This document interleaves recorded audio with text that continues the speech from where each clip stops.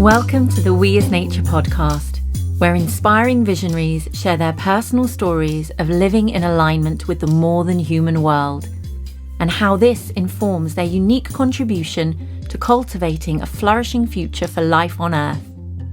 Each month, We as Nature features a new storyteller, sharing their experience of how listening to and learning from diverse forms of life has altered their course. The power of story lies within each of us, offering a portal to the language of the heart, connecting us to our feelings as a source of inspiration and courage from which we can act. For those of us seeking to create a flourishing world, starting right where we are, these We as Nature stories offer a space to listen, contemplate, and envision new possibilities. We as Nature is brought to you by Flourishing Diversity, and you can find out more about who we are and what we do at the end of the episode, as well as in the show notes.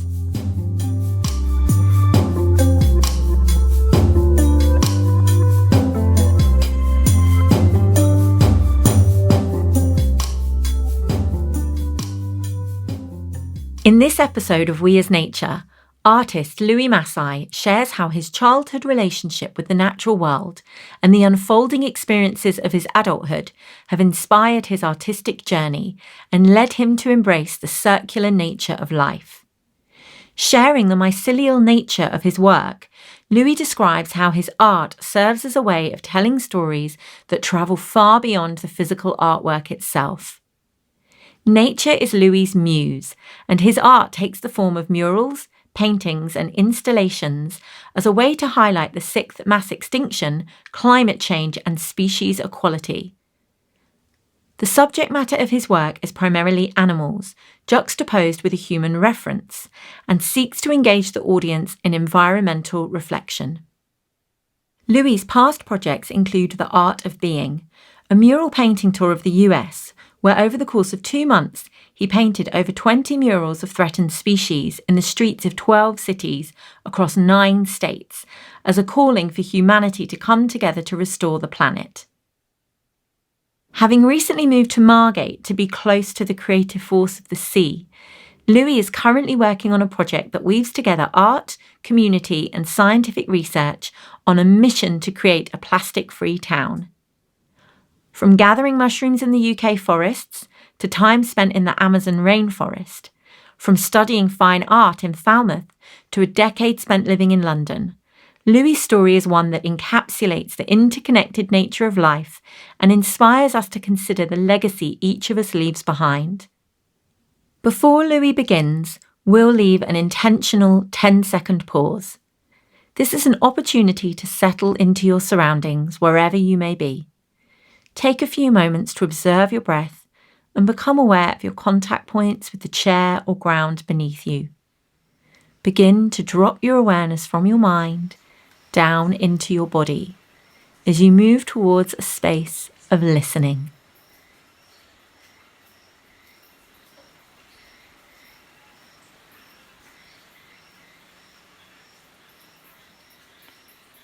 So I want to introduce to you how the natural world has connected me as a human being to my practice as an artist, and how my inquisition as an artist has enabled me to research and research and research and research. And through that research, I've become more engaged and more connected with nature. So essentially, what I want to discuss is the idea of circular. And during my research, I've discovered many ways in which that word is reused and rebranded.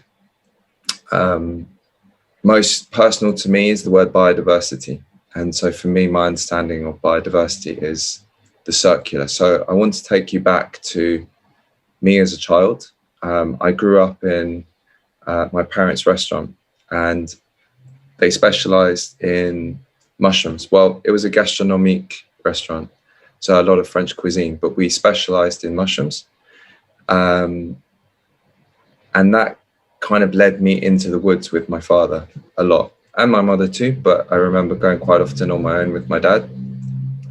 And we would go mushroom hunting, and we would go digging and hunting, and it's called the quiet hunt because there's a lot of quietness and stillness where you tune into nature and the environment. And then occasionally you suddenly find something and it's like this jump for joy. And everyone's like, oh, I found one, I've got one. And everyone kind of rushes over and checks out what you've got. And as a child, it was very much the naivety of it and the exploration of finding something and being congratulated on finding the best penny bun or hedgehog or whatever it might be. And I was pretty unaware at the time that what I was really doing was understanding nature and understanding how the fruit from a tree grows and the understanding of how all of the trees work together and how the weather patterns will change the amount of mushrooms that grow, the different seasons, the way in which other parts of nature were tucking in on the mushrooms, whether it be rabbits or snails, slugs, flies, maggots. There's all kinds of nature happening. And then, as if by magic, they're gone. Just as quickly as they turned up, they're done. And if you're lucky, you might get another season, or you might find the movement into a different species of mushroom that you can go foraging for. But ultimately, you realize very quickly that as excited as you were for them to come, you're as disappointed that they finished.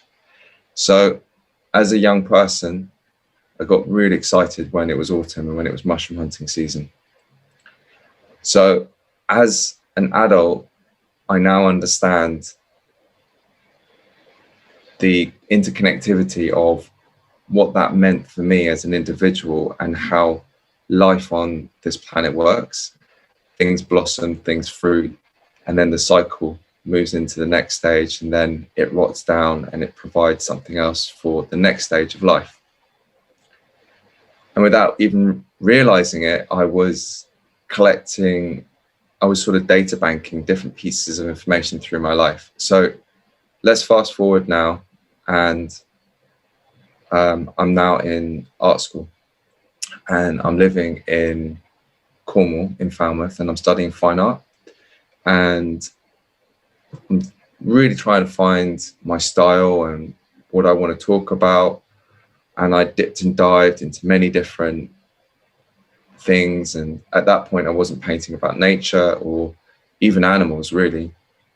And so as I finished my degree, I stayed on in Cornwall.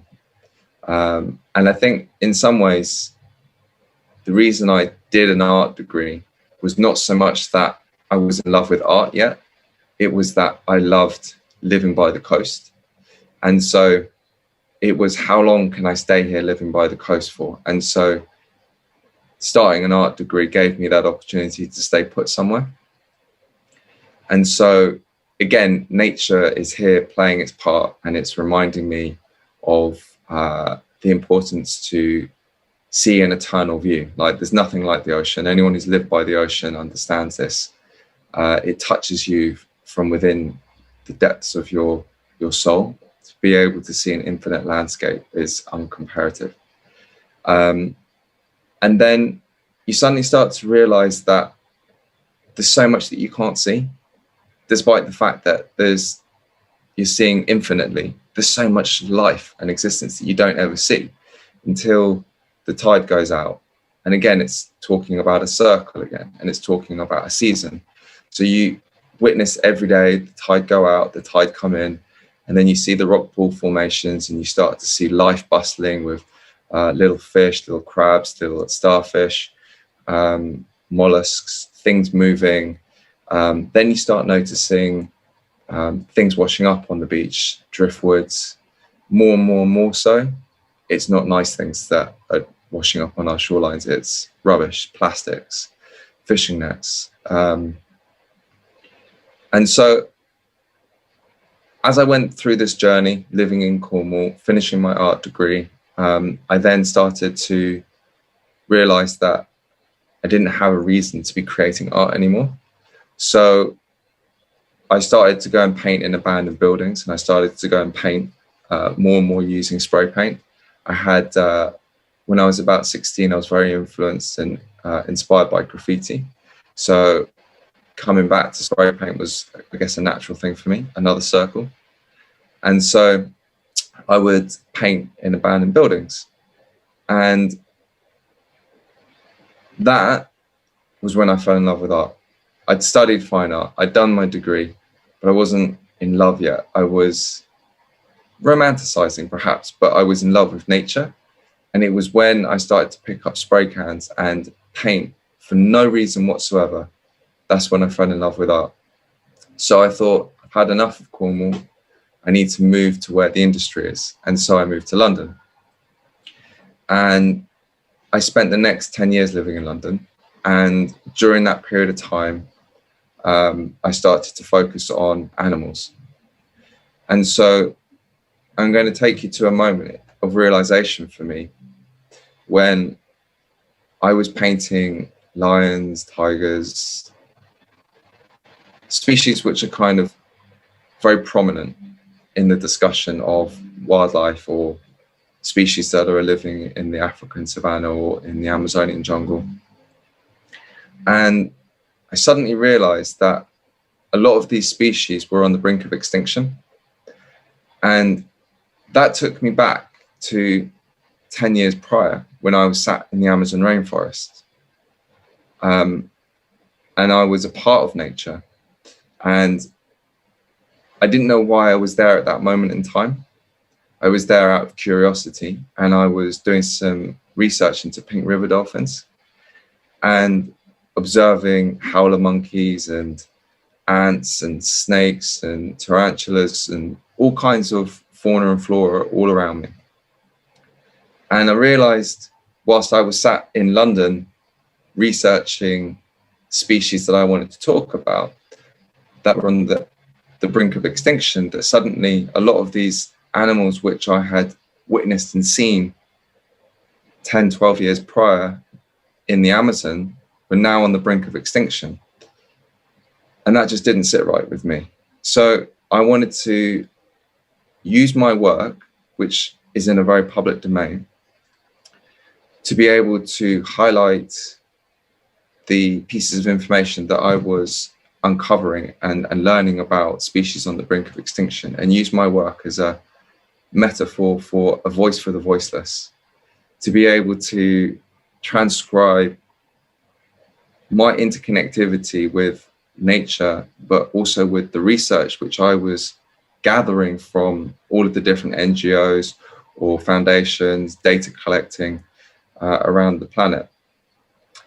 And so I realized I was back inside another circle, whereby something I had learned as a very young person was suddenly the foundations and the influence for the reason why I wanted to do what I'm doing now with art.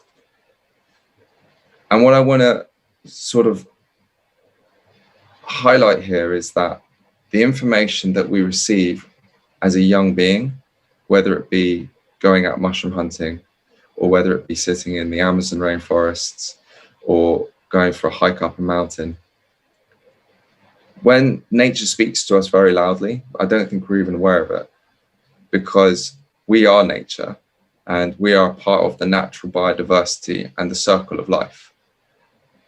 We're born and we will die. And it's the clarification of a circle happening at all times. And when we are young, we are sponges and we are acquiring information without any real understanding of why we are. When I was young, I was collecting images of lions and tigers and dolphins and all kinds of species that WWF were highlighting as being endangered species. And then 20 years later, I'm painting walls around the planet to highlight how much we have not progressed and how much we haven't halted extinction. And so in preparation actually for this conversation, we had a couple of personal conversations about what I might talk about. And without even being aware of it, this sentence came out of me. My art has become the mycelium that the trees are interconnected with. And what I mean by that is that my artwork is completely subjective. It's completely quiet. But yet, if you allow it to become prevalent in your life, you will start to notice that it's interconnected with lots of different scientists, biologists, NGOs, members of the community who are out there picking up the rubbish from the beaches. My artwork is allowing for people to have a wider conversation about something that's really important. And it's the voice that nature is allowing me to be vocal about. It's something I tuned into as a young person. And it's something which I'm allowing to be very vocal now. And I'm enjoying that realization, that circle. And I'm enjoying having the opportunity to share the understandings and the findings that I have within the natural world. So currently, right now, what I'm working on is I'm working on a project in Margate, which is where I now live, which is on the coast. Another circle for me. I'm back by the coast again. And I'm sharing this realization that 10 years has passed since I lived by the coast, and there's an even bigger problem on the coastal lines than there was 10 years ago. Unprecedented amounts of plastics are being washed up on our shorelines. Unprecedented amount of species extinction, biodiversity collapse, pollution, fauna and flora disappearing, seagrass meadows disappearing, kelp rainforests disappearing, whales washing up on beach shorelines. It's happening across the globe. And it doesn't sit right with me. And so I'm now going back into my findings and the people who I've worked with over the period of the last 10, 15 years. And I'm bringing in people to have a much wider conversation that I think has ever been had before by NGOs, scientists, brands, the community, artists. And we're going to paint a series of 20 murals in Margate. And the idea for that is to be able to create a plastics-free town. So I guess ultimately what I've realized is that by remembering to tune in with nature, remembering to visit nature more, to leave the city, to take a deep breath and to understand the vastness of what nature has for us, to understand to really understand what biodiversity is, and that my action has a reaction, and that what I leave behind will be seen for a legacy, whether it be a plastic bottle, a carbon footprint, a painting, some literature. All of that is left, if it is positive, then it means that nature can continue to churn it. And so what I'm looking for as an individual, as an artist, is to make sure that my legacy is only positive, because my experience from nature has only ever been positive. So I want to leave at the end of my journey a voice of positivity. And that's what my artwork is about. After Louis shared his story with us at the live We as Nature event, there was space for participants to reflect. And from here, a further discussion emerged with Louis. We're now going to share an excerpt from this conversation. I'd just like to, thank Louis for all the beautiful graffiti he's been doing around London. And one of the lovely ones, I mean, there are many which are extraordinary. They're all lovely, but I mean, the one that's near me is one of a stag beetle. And I, as growing up in South London, always thought stag beetles, we'd play with them in the garden, we'd find them all over the place, that they were as common as anything. They were just one of these very common beetles. But no, Louis educated me that actually stag beetles are endemic and unique to South London. And we always think of our own space as being somehow mundane and boring. But you really showed me that, no, it's as special as anywhere else. And I would do well to pay more attention to it. And since then I have. So thank you very much, Louis, for that. Yeah, you're welcome, man. Actually, it's interesting because Jessica's in the room with us, and from Synchronicity Earth, and she was the one that sort of got me in on that project. I painted 10 species in 7 days in 4 different parts of London. That was quite a mission. But that stag beetle was particularly interesting because I, like yourself, we used to, I mean, I I shamefully say, like, I grew up in Surrey, so it's on the outskirts of London, and there was a lot of stag beetles, and we used to go out in the garden and whack them with our tennis rackets. And then I've suddenly, like a child, just doesn't know what they're doing. And the cat used to have fights with them. And now when I researched that, I was like, holy crap, this is like a really endangered species. And then I lived in Sydenham in South London for like 4 years. And in our garden, we had a lot of rotting wood, and I started to find the larvae, and they get to like this big. And so I, in sort of repent of like what I'd done as a child, I was like really shepherding these stag beetle larvae to like make sure that they did well, and I made sure that the wood was rotten enough for them. And I've really felt like that project really made me reconnect. And that's kind of what I was talking about before, is that research allows us the opportunity to reflect, and the nature invites us to do the research, and then hopefully the art then gives some of that research opportunity to people like yourself to then reflect more. So mission accomplished. Absolutely, and very beautifully so. Thank you. I just wanted to thank Louis and to say it was really lovely to hear your latest project, and just how you're using the art that you do as this platform or this medium to bring together all these different people from the community, and to discuss, yes, there's problems, but like, what is it that we can do? But for the artwork to be in the center of that, and it could be artwork, but it could be music, it could be a campfire, but that kind of seed of that's joyful. I think I really appreciated how that brings people together with a sense of kind of hope and positivity to tackle the issues that you've identified in the community. So yeah, thank you for sharing that part. Yeah, you're welcome. You touched on a really nice thing there, actually, and it's this word positivity, because as an individual, I'm pretty optimistic, and I'm pretty, I believe in very much a DIY ethos in life. I'll get it done. I'll do it my way, but I'm going to do it with love. But what's really interesting is that a lot of my research allows me to climb down warrens of despair and sadness, because a lot of the information out there is pretty desolate. It's not exciting to read. But in doing the research now to interconnect all of the right parts of the puzzle for this project in Margate, I've started to find so much positivity, and there's so many new projects that are being funded to get the plastics out the ocean, to recrop the seagrass, a lot of regeneration, and that's so amazing to read, and it's so exciting. And I'm like, it's a whole new level of where my work needs to go now, is to remind people that there is wonderful stuff happening. It might be too late sometimes, but at least we're at the table now, and at least we're having these conversations, and these things are happening. And so this mural project is going to be very much an opportunity to allow all of the different puzzle parts to exchange that vocation of being optimistic. It's really important that moving forward that we are optimistic, because otherwise it's dismal.